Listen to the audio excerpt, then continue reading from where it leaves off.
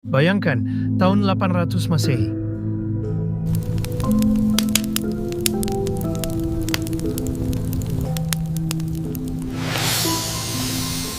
Saat bangsa Eropa masih menggunakan pedang besi kasar, ketika teknologi Damascus Steel belum lahir, bahkan sebelum master-master Jepang menciptakan katana legendaris mereka. Di sebuah gubuk kecil di Jawa, seorang empu sedang menciptakan keajaiban. Tangannya yang kasar menggenggam palu, matanya menatap tajam pada logam pijar yang berubah warna dari merah ke kuning ke putih. Ini bukan sekadar penempaan biasa, karena apa yang sedang ia ciptakan akan menjadi salah satu teknologi metalurgi paling canggih di dunia, bahkan hingga hari ini. Tapi, apakah kita masih percaya keris itu hanya sihir? Atau ada rahasia sains yang tersembunyi di balik setiap lipatan bilahnya? Hari ini kita akan membongkar misteri teknologi di balik keris. Dan percayalah, jawaban yang akan kita temukan akan membuat kamu bangga jadi anak Indonesia. Must learn to see. What exactly are you proposing? It's showtime! Here we go!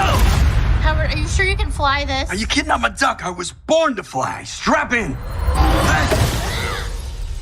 Oh, move over!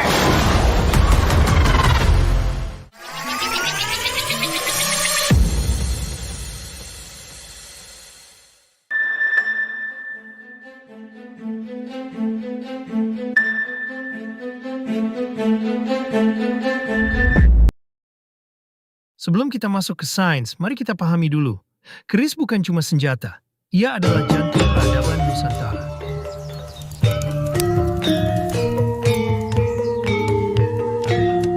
Dari Aceh sampai Papua, hampir setiap daerah punya tradisi keris.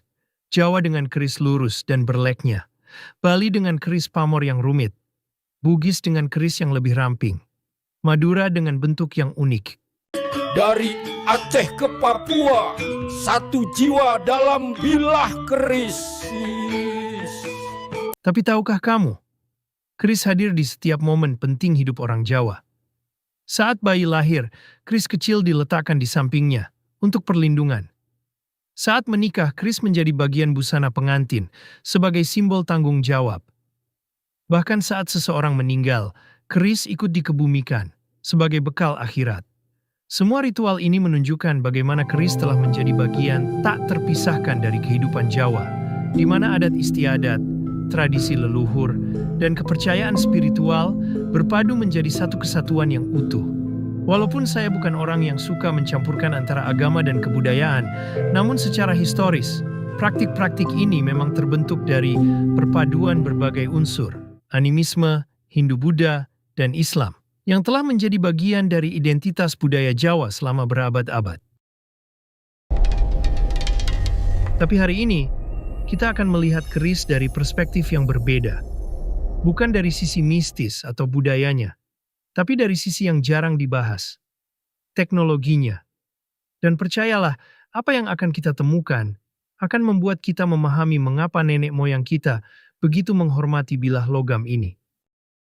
More than metallurgy. Mari kita mulai dari yang paling menakjubkan. Teknik pembuatan keris. Perhatikan ini baik-baik. Seorang empu tidak menggunakan satu jenis logam. Ia mencampur berbagai material. Besi lokal yang kaya karbon, nikel untuk kekuatan, bahkan, percaya atau tidak, logam dari meteorit. Ya, meteorit. Logam yang jatuh dari langit. Sekarang perhatikan tekniknya dengan seksama. Sang empu memulai proses pelipatan logam secara berulang-ulang dengan ritme yang teratur. Pertama, logam dilipat dengan hati-hati, kemudian ditumpuk berlapis-lapis, lalu dipukul dengan palu yang berat. Setelah itu proses ini diulang kembali, dilipat sekali lagi, ditumpuk dengan presisi, dan dipukul hingga rata. Yang menarik adalah di antara setiap siklus pelipatan ini, logam harus dipanaskan kembali di dalam tungku bara, hingga mencapai suhu yang tepat.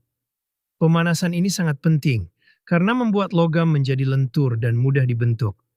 Sehingga proses pelipatan tidak akan meretakkan atau merusak struktur besi. Dalam satu keris bisa ada 64, 128, bahkan 256 lapisan logam. Inilah yang menakjubkan.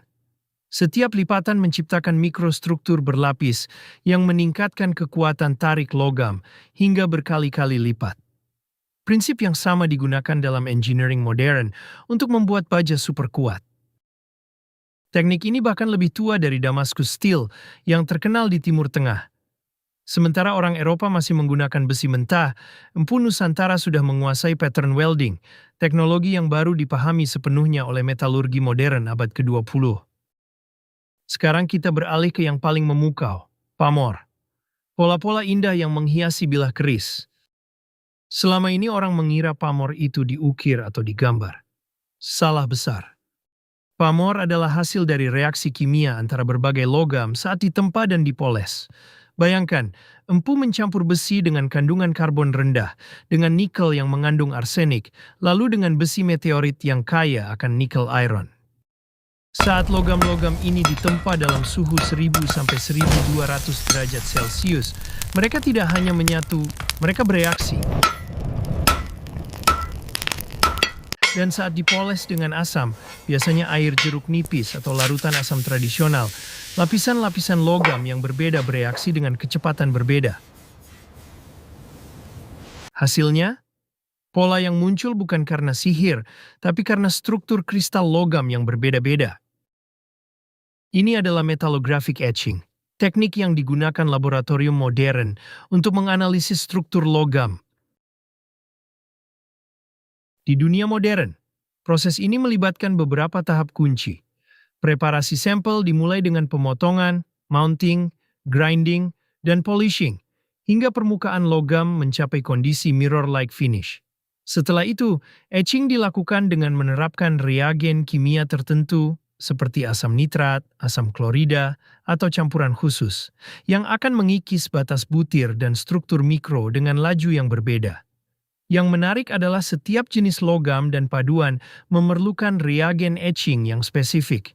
Misalnya, nital, asam nitrat plus etanol, untuk baja karbon, Keller's reagent untuk paduan aluminium, atau electrolytic etching untuk material tertentu. Setelah etching, struktur mikro yang terungkap bisa diamati dengan mikroskop optik atau SAM, memperlihatkan detail seperti ukuran butir, fasa yang berbeda, inklusi, cacat kristal, dan bahkan jejak proses manufaktur seperti rolling atau heat treatment. Teknik ini sangat krusial untuk quality control, failure analysis, dan penelitian pengembangan material baru.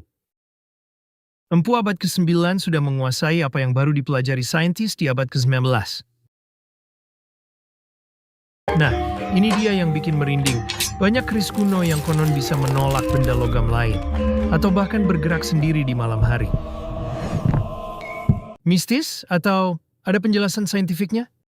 Ternyata, beberapa keris kuno memang magnetik, tapi bukan karena sihir, karena materialnya. Ingat tadi kita bicara soal meteorit? Meteorit yang digunakan empu kuno mengandung nikel iron dengan komposisi yang sangat spesifik. Ketika ditempa dalam kondisi tertentu, struktur kristal nikel iron bisa mempertahankan medan magnetik residual.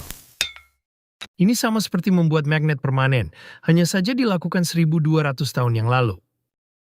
Bahkan ada riset yang menunjukkan empu kuno mempelajari pola jatuh meteorit untuk mencari bahan terbaik.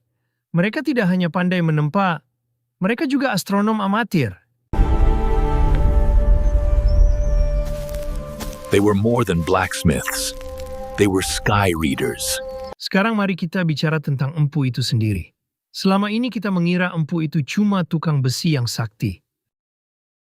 Ternyata mereka adalah multidisciplinary scientists.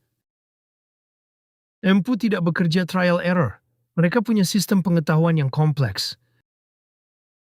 Mereka memahami heat treatment, bagaimana suhu yang berbeda menghasilkan karakteristik logam yang berbeda. Suhu 800 derajat Celcius untuk annealing melunakkan logam untuk dibentuk. Suhu 1000 derajat Celcius untuk forging menggabungkan berbagai logam. Suhu 1200 derajat Celcius untuk welding menyatukan lapisan tanpa merusak struktur.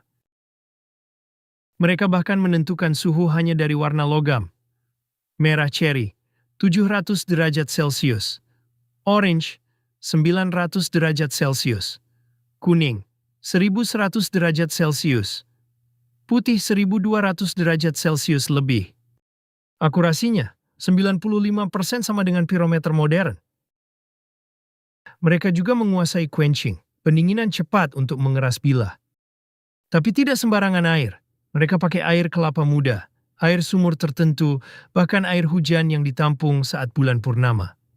Ternyata, setiap jenis air punya kandungan mineral yang berbeda yang mempengaruhi proses pengerasan. Air kelapa mengandung potasium yang membantu carbon diffusion. Air sumur mengandung mineral yang memperlambat cooling rate. Air hujan yang bersih memberikan quench yang lebih uniform. Empu seperti material scientist ditambah chemis dan ditambah metallurgist. Terakhir, mari kita lihat keris dari sisi engineering design. Orang sering bertanya, kenapa keris tidak setajam katana? Kenapa bentuknya aneh? Jawabannya sederhana, keris dirancang untuk fungsi yang berbeda. Katana untuk menebas, pedang Eropa untuk mengayun, tapi keris untuk menembus.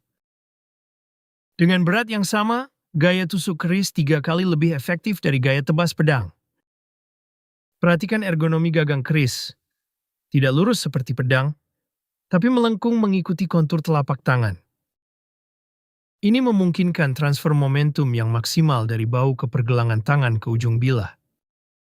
Keris yang lebih ringan tapi dengan desain yang tepat bisa menghasilkan penetrasi yang sama dengan pedang yang 2 kali lebih berat.